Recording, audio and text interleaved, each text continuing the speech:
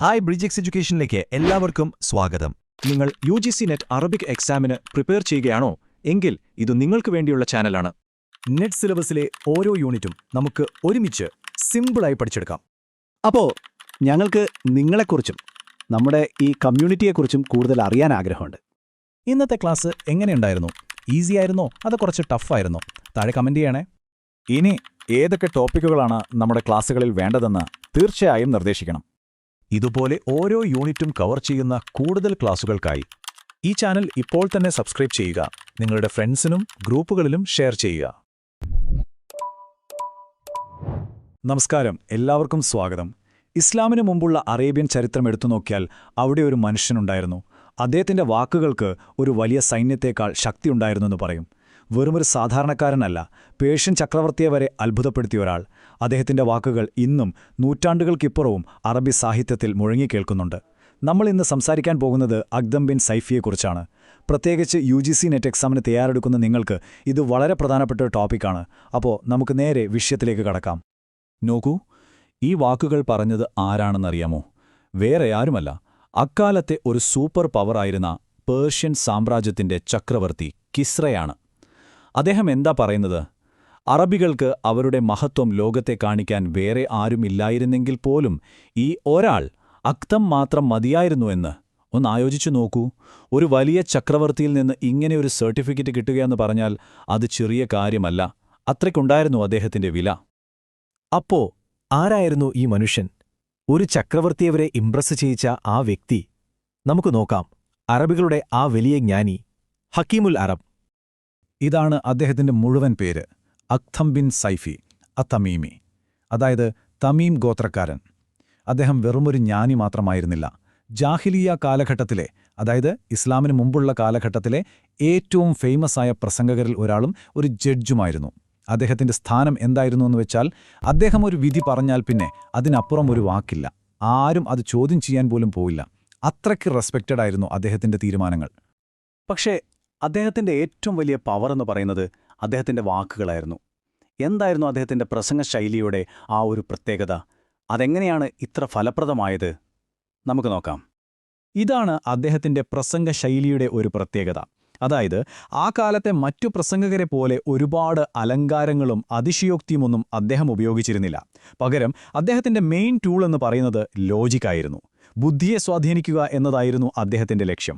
വലിയ വലിയ തത്വങ്ങളെ വളരെ ലളിതവും എന്നാൽ പവർഫുള്ളുമായ വാക്കുകളിലാക്കി വളരെ ഗൗരവത്തോടെ അവതരിപ്പിക്കും.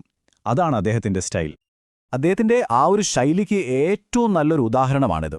ഇത് അദ്ദേഹം പേർഷ്യൻ രാജാവിന്റെ മുന്നിൽ വെച്ച് നടത്തിയൊരു പ്രസംഗത്തിൽ നിന്നുള്ള ഭാഗമാണ്. ഒന്ന് ശ്രദ്ധിച്ചു കേട്ടു നോക്കൂ.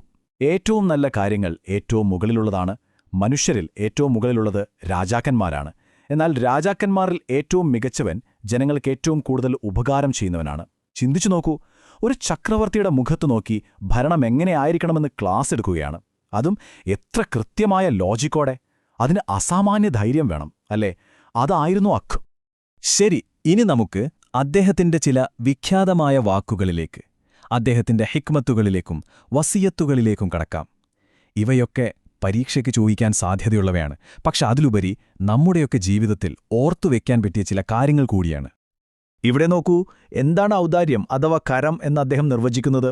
അത് വെറുതെ പണം കൊടുക്കൽ മാത്രമല്ല, മറിച്ച് ഹസനുൽ ഫിത്ന, അതായത് നല്ലൊരു ഉൾക്കാഴ്ചയും, ഹസനു തഗാഫുൽ, അതായത് മറ്റുള്ളവരുടെ കുറവുകൾ കണ്ടില്ലെന്ന് നടിക്കാനുള്ള ഒരു കഴിവുമാണ് യഥാർത്ഥ ഔദാര്യം. എന്ത് മനോഹരമായൊരു നിർവചനമാണല്ലേ ഇത്! വളരെ സിമ്പിൾ, പക്ഷേ വളരെ ഡീപ്പായിട്ടുള്ളൊരു വാചകം. ഹബ്ബുൽ മദീഹ് റസുലിയ, അതായത് മറ്റുള്ളവർ നമ്മളെ പുകഴ്ത്തുന്നത് കേൾക്കാനുള്ള ആഗ്രഹം. അത് നാശത്തിന്റെ തുടക്കമാണ്. വാനിറ്റിയുടെ, അതായത് പൊങ്ങച്ചത്തിന്റെ അപകടമാണ് അദ്ദേഹം ഇവിടെ ചൂണ്ടിക്കാണിക്കുന്നത്.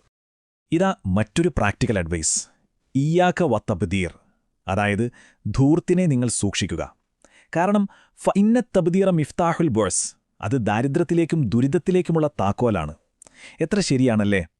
സോഷ്യൽ റിലേഷൻഷിപ്പുകളെക്കുറിച്ച് അദ്ദേഹം പറഞ്ഞ ഒരു കാര്യമാണിത്. തബാദലു തഹാബ്ബു, നിങ്ങൾ അങ്ങോട്ടും ഇങ്ങോട്ടും കൊടുക്കുക, അപ്പോൾ നിങ്ങൾക്കിടയിൽ സ്നേഹമുണ്ടാകും. എന്നിട്ട് പറയുകയാണ്, തബാഅദു ഫിദ്ദാർ തഖാറബു ഫിൽ മവദ്ദ, അതായത് വീടുകളിൽ അല്പം അകലം പാലിക്കുക, പക്ഷേ സ്നേഹത്തിൽ അടുപ്പം കാണിക്കുക. നമ്മുടെ പ്രൈവസിയും സോഷ്യൽ ലൈഫും തമ്മിലുള്ളൊരു ബാലൻസിനെക്കുറിച്ചാണ് അദ്ദേഹം സംസാരിക്കുന്നത്. ഇന്നും എത്രമാത്രം റെലവൻ്റ് ആണ് ഈ വാക്കുകൾ! ജീവിതത്തിന്റെ അവസാന നിമിഷങ്ങളിൽ മരണക്കിടക്കയിൽ വെച്ചുപോലും അദ്ദേഹം ഒരു അധ്യാപകനായിരുന്നു. തന്റെ മക്കളെയെല്ലാം അടുത്തേക്ക് വിളിച്ച് അദ്ദേഹം പറഞ്ഞു, യാ ബനിയ, എന്റെ മക്കളെ, കാലം എന്നെ ഒരുപാട് കാര്യങ്ങൾ പഠിപ്പിച്ചു. ഇപ്പോൾ ആ പാഠങ്ങൾ നിങ്ങൾക്ക് പകർന്നു തരാൻ ഞാൻ ആഗ്രഹിക്കുന്നു. ജീവിതം മുഴുവൻ ഒരു മെസ്സേജായിരുന്നു അദ്ദേഹത്തിൻ്റേത്. അപ്പോ എങ്ങനെയായിരുന്നു ഈ വലിയ ജ്ഞാനിയുടെ ജീവിതത്തിന്റെ അവസാനം? അദ്ദേഹത്തിന്റെ ആ യാത്രയുടെ അവസാനവും ജീവിതം പോലെ തന്നെ ഓർമ്മിക്കപ്പെടുന്നതൊന്നാണ്. പറയപ്പെടുന്നത് 100-ലധികം വയസ്സുണ്ടായിരുന്ന അക്തം പ്രവാചകനെക്കുറിച്ച് കേട്ടറിഞ്ഞ് ഇസ്ലാം സ്വീകരിക്കാനായി മദീനയിലേക്ക് പുറപ്പെട്ടുവെന്നാണ്. പക്ഷേ ആ യാത്ര പൂർത്തിയാക്കാൻ അദ്ദേഹത്തിന് കഴിഞ്ഞില്ല. മദീനയിലെത്തുന്നതിന് മുൻപ് വഴിയിൽ വെച്ച് അദ്ദേഹം മരണപ്പെട്ടു. ഒന്ന് ആലോചിച്ചു നോക്കൂ, ജാഹിലിയ കാലഘട്ടത്തിൽ ജീവിച്ചൊരു വലിയ ജ്ഞാനി ഇസ്ലാമിന്റെ വെളിച്ചം കണ്ടപ്പോൾ അതിലേക്ക് യാത്ര തിരിക്കുന്നു. ആ യാത്രക്കിടയിൽ മരിക്കുന്നു. അങ്ങനെ 2 യുഗങ്ങളെ തമ്മിൽ ബന്ധിപ്പിക്കുന്നൊരു പാലം പോലെയായി അദ്ദേഹത്തിന്റെ ജീവിതം. അപ്പൊ ഇതെല്ലാം കേൾക്കുമ്പോൾ നമ്മുടെ മനസ്സിലൊരു ചോദ്യം വരും, അല്ലേ? നേതൃത്വത്തെക്കുറിച്ചും സ്വഭാവത്തെക്കുറിച്ചും സാമൂഹിക ജീവിതത്തെക്കുറിച്ചുമൊക്കെയുള്ള അക്തമിന്റെ വാക്കുകൾ 1400-ലധികം വർഷങ്ങൾ കഴിഞ്ഞിട്ടും ഇന്നും പ്രസക്തമായി നിൽക്കുന്നു. എന്തുകൊണ്ടായിരിക്കും അത്? എന്താണ് കാലത്തെ അതിജീവിക്കുന്ന ജ്ഞാനം?